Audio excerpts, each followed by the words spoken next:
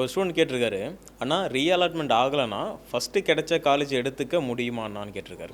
ஆக்சுவலாக பார்த்தீங்க அப்படின்னா, இங்கே வந்து நீங்கள் அப்வேர்டு கொடுத்த students, first of all upward கொடுத்த ஸ்டூடெண்ட்ஸுக்கு வந்து ரீஅலாட்மெண்ட் 3ஆம் தேதி ஃபஸ்ட் ரவுண்ட் ஸ்டூடெண்ட்ஸுக்கு ஆகுதுன்னு சொல்லியிருக்கோம் இல்லையா? இப்போது அந்த ரீஅலாட்மெண்ட்டில் உங்களுக்கு ஒரு காலேஜ் ஆல்ரெடி கிடச்சிருக்கும். அந்த காலேஜ் உங்களுக்கு சாட்டிஸ்ஃபைடு இல்லை அப்படிங்கிறனால கூட நீங்கள் ரீஅலாட்மெண்ட் கொடுத்துருப்பீங்க.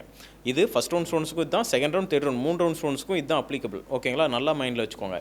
இப்போது உங்களுக்கு ரீஅலாட்மெண்ட் மறுபடியும் ஆகுது இல்லையா? அந்த டைமில் இந்த தம்பி என்ன கேட்டிருக்காருன்னு பார்த்தீங்கன்னா, ரீஅலாட்மெண்ட் ஆகலைன்னா ஃபஸ்ட்டு கிடைச்ச காலேஜையே திரும்ப எடுத்துக்கலாமா அப்படின்னு சொல்லியிருக்காரு. கண்டிப்பாக எடுத்துக்கலாம்.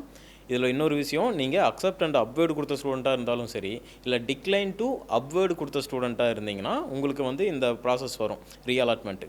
அதில் உங்களுக்கு ஃபஸ்ட்டு ரீஅலாட்மெண்ட்லேயும் திரும்ப உங்களுக்கு ஒரு காலேஜும் கிடைக்கல, ஆல்ரெடி இருந்த காலேஜே தான் மறுபடியும் வந்திருக்கு அப்படின்னா நீங்கள் தாராளமாக அந்த காலேஜே நீங்கள் எடுத்துக்கலாம். டிஎஃப்சியில் கொடுத்துருப்பீங்க ஒரிஜினல்ஸ்லாம், அது எல்லாத்தையுமே உங்களுக்கு அந்த காலேஜுக்கே டிஎஃப்சி சென்டர் வந்து ஒரிஜினல்ஸாக அனுப்பி விட்ருவாங்க. ஓகேங்களா? அதனால் தாராளமாக நீங்கள் எடுத்துக்கலாம்.